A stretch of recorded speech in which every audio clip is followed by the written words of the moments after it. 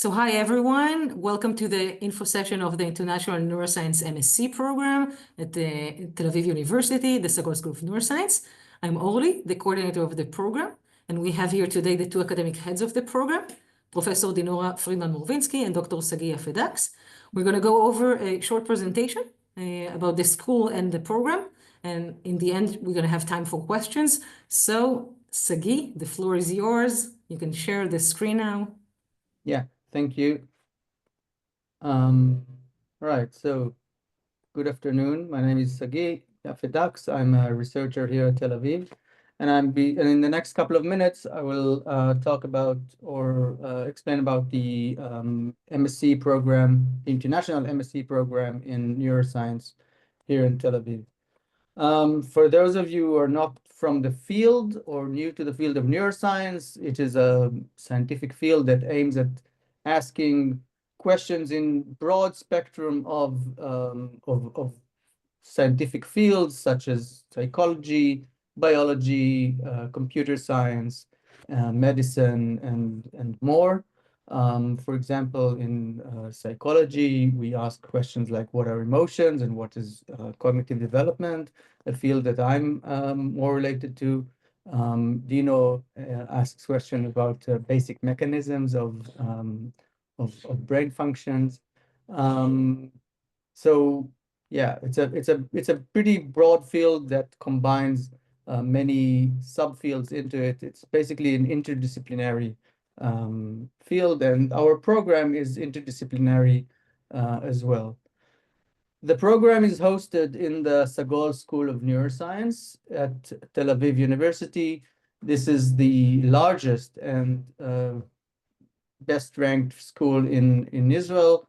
It combines more than 150 laboratories from 8 faculties and 17 medical centers at the university. We have educational programs in for bachelor degrees and for PhDs and postdocs as well. In addition to the MSc program that I'm presenting, we have 900 students in the school, and we conduct research in all fields of neuroscience. We have in-house research centers in addition to the regular faculties. Manducate that focuses on educational aspects of neuroscience. Mila, which focuses on computational aspects of neuroscience, and our new Integrative Psychedelic Research Center. As I said, this is the leading neuroscience school in Israel. We're ranked first in Israel and fifth in Asia. We don't charge any tuition fees for the students that we accept. Right. So this is just an overview of the different faculties that the school combines under its umbrella. We have researchers from medicine, from exact sciences, from engineering, from social sciences, from arts, humanities, life sciences, and management. The disorders or the medical aspects of the schools cover a broad spectrum of diseases and disorders. We have our researchers often publishes at top scientific journals, as you can see here, and it's still the impact of the school in terms of publication is on the rise. It is the largest individual competitive grants award in Europe. We have researchers who received the prestigious ERC grant, and this number is fortunately growing. We host conferences, international conferences in our school in all fields, in on medical topics, on decision making, and more. Our school is characterized by a close collaboration with the industry. Many of our researchers have tight collaborations with startup companies and which they formed and companies that and companies outside of academic. Yeah, so there's a strong network of academia and industry that facilitates both research and innovations in our school. The academic programs that we offer are diverse undergrad programs. We have several tracks for undergrads. We have several tracks for MSc programs. In particular, the programs that are offered for international students are the MSc in Molecular, Cellular, and System Neurobiology, the MSc in Neural Computation and Brain Modeling, and the MSc in Cognitive Neuroscience. The clinical neuroscience track is not offered for international students at the moment. So, yeah, let's focus on what we can offer for international students. So the program staff is Professor Dinora Friedman-Mowinsky, who's here on Zoom, myself, and Orly Segev, the coordinator of the program. It is the aim of this program is to expand the knowledge of our students in specific neuroscience areas.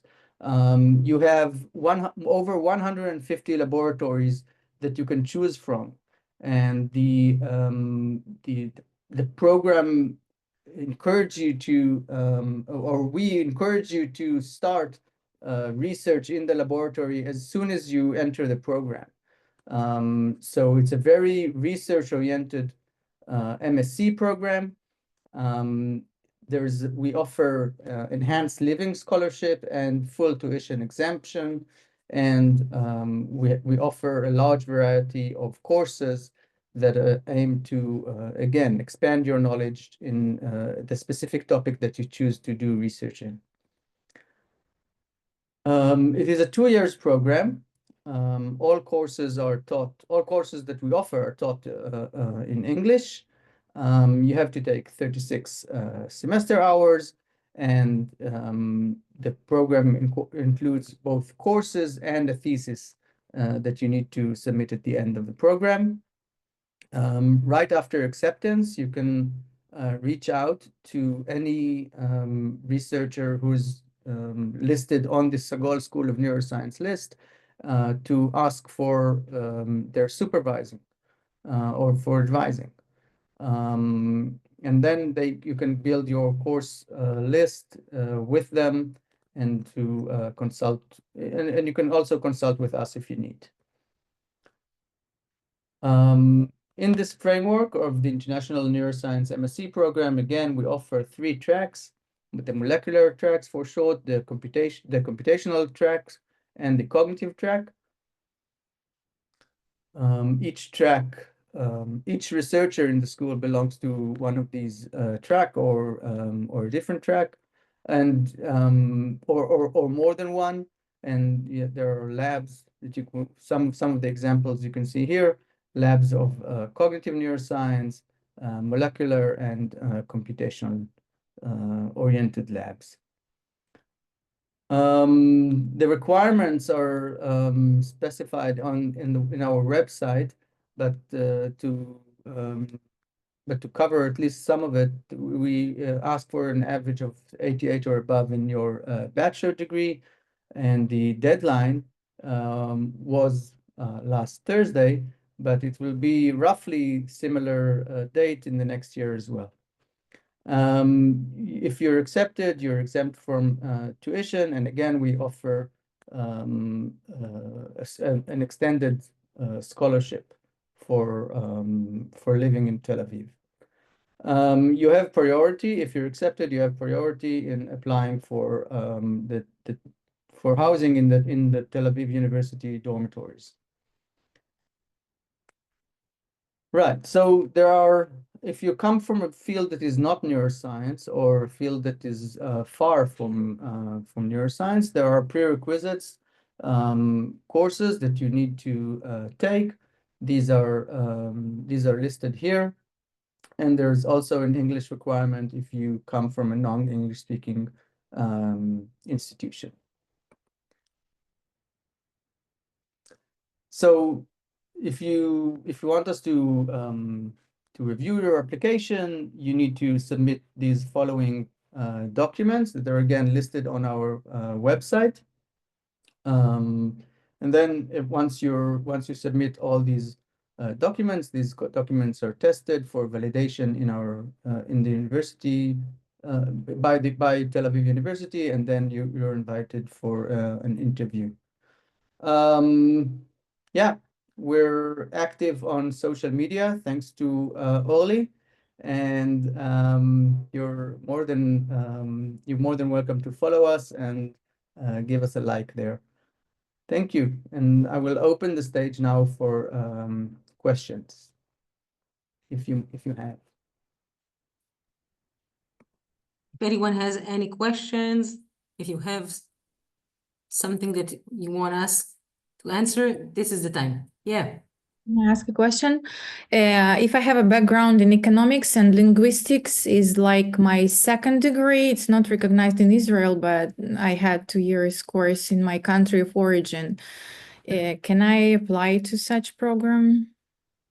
So I have bachelor's and master's in economics. I have linguistics, which is more considered in Israel like a professional course because it was 2 years program in my country of origin. It's not exactly BA. So can I apply or I cannot?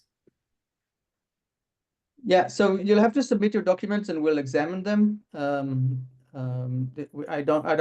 I can't give you an answer based on this general description of your studies. You'll have to submit your documents and we'll see. We'll have to consider it. But economics fits if I take preliminary Yes, course? generally speaking, yes. Economics, a BA in economics can fit Master's. our scope of research. But again, I can't give you a specific answer now. Yeah. And most likely you will have to, have all these prerequisite course that when the time comes, we can, tell you where to take them or suggest you some of them where to take. But most of them, yeah, you probably have to. Okay, and the application for this year is currently closed, right? Yeah. Mm-hmm. Yes. But I would urge you to, I encourage you to start gathering the things that you need for the application next year. Mm-hmm.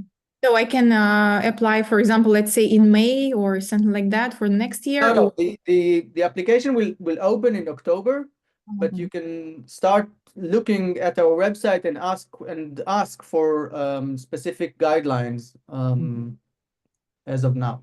Yeah. Okay, thank you. Any more questions that we can help with? You can write. Yes, good evening. Hi. This is Julius from Uganda. Yes. Yes, I have a bachelor in pharmacy, and I would really be grateful if I can be given the MS in neuroscience. Is it can it be possible to join in that field if I have a bachelor in pharmacy? Pharmacy. In pharmacy. Mm-hmm. Yes. Again, generally speaking, pharmacy, a BA in pharmacy would be one of the things that we can consider for application. But again, I can't give you a specific answer whether you're applicable or not for the program. You'll have to submit all the documents and we'll have to examine them. Mm-hmm. All right. Thank you very much. I had tried to apply in the first phase, but I failed on the application fee. I got caught up by time, could not raise the amount for submitting the application. Hope If you have any specific problem, you can reach out in an email and we will try to help you if it's something very specific. and personal. And we have another questions that are coming in the chat. You can also write us. One question is, what's the difference between the master's and the PhD? One is a master's, one is a PhD. It's different programs. And also, Dino, Sagi, you want to answer? Yeah, so once you conclude the master program, you can continue to do a PhD with giving the satisfactory of your researcher and an advisor. So yeah, typically a PhD is something you pursue after you finish your master's. There's one option, sorry, I only will say that the one option, is once you enter into the program, the master, there is something that we call the direct PhD program, that after a year of your master, if you are eligible, meaning that you have, I think, an average of 90 in your courses, you can request, you go through a different interview with a PhD committee, and they check if you're eligible to go directly to the PhD. So you're kind of skipping 1 year, right? But that is, you can do it too once you get into our program. Yeah. Thanks. Another question that we have is about the credits, about the academic hours of each course. How many hours is it? So we have so many courses and so many courses to choose from, and each course has different credits. You can find all the information in the website, also of the program and of the school itself. You have links to all the information. It's on the web. You can see all the variety of courses that we have and how many academic hours each. So you can find it online. Any other questions?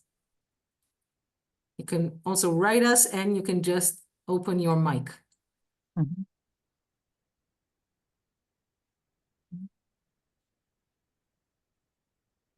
No? Wait, just received one.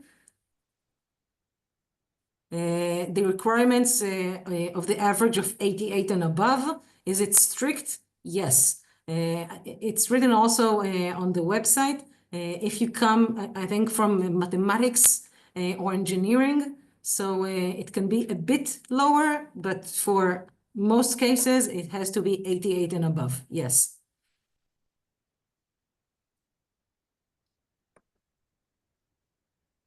Any other questions? One more.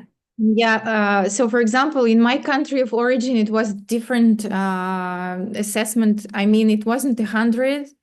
So I present this in this It's case. okay. We're accustomed to translating scripts from all different institutions and grading scales. We know how to scale them.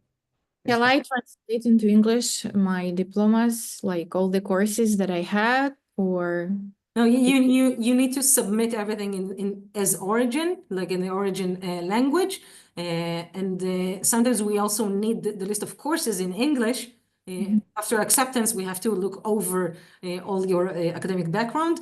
But once you need to submit all your documents, it has to be the origin documents, the original ones. And we have a specific unit in the university that does exactly that. They translate your scale to the Israeli scale. And this is part of the application process, and only after doing it, and after, of course, submitting all the relevant documents, only in the end we can tell you if your grade is applicable or not. You can try to find online, there's different ways of translating that, so you can see if you're close or not to 88.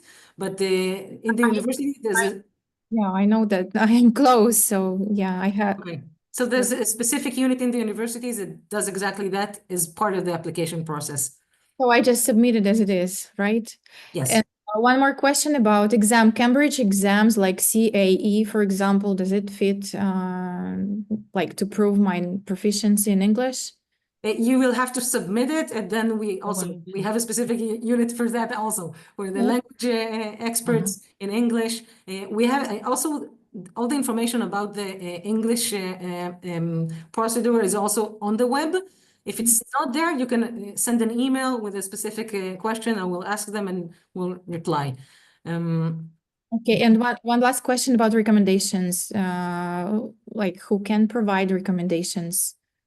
All applicants has to submit 2 academic recommendations. It has to be academic, not friends, not people that you work with, only academic. And as part of the application process, in the form that you apply, you have to fill up all your information, all your details, and then you have a link that you can send to the recommenders, or they can fill it automatically online, or they can send a recommendation letter directly to us to the email of the program. We won't accept recommendation directly from the applicant. Like it should be professor or It could be any teachers that you had on your undergrad. It can be if you did a project, undergrad project, you can ask for them. So it can be any teacher, any. not necessarily PhD, right? So it might be just teacher, or I don't get it really. It has to be someone academic. can- Someone from the academic teacher staff. from university. Yeah. Okay. Okay, I have another question here about the scholarships.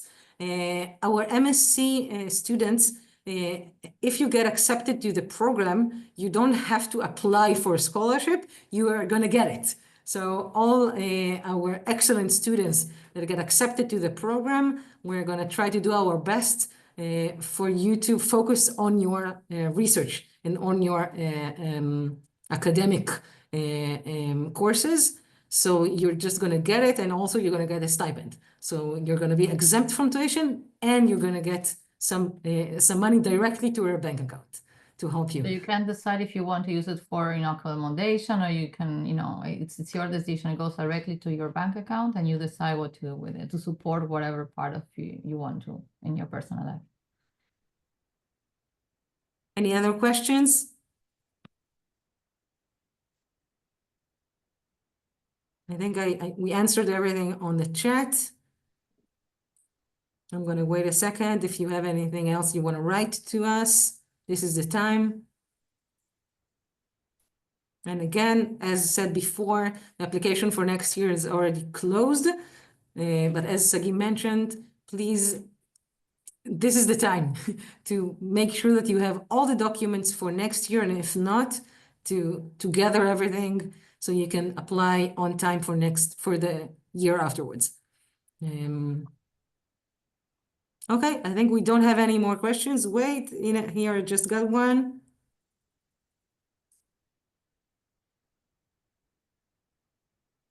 I'm trying to understand. Okay, the degree, in order to be accepted to the program, you don't have to be an Israeli. No, this is a program that is open for all students from all around the world, and we have students from all around the world. You're gonna learn in your courses with Israelis. In the same courses, you're gonna sit side by side with them in the same classrooms, and you're gonna learn in courses that are being taught in English. And yes, 100% of the program is being taught in Israel. Yes. More questions?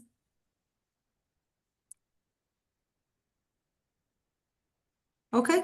So thank you very much, Dino and Sagi. And thank you all of you guys who managed also to join us today.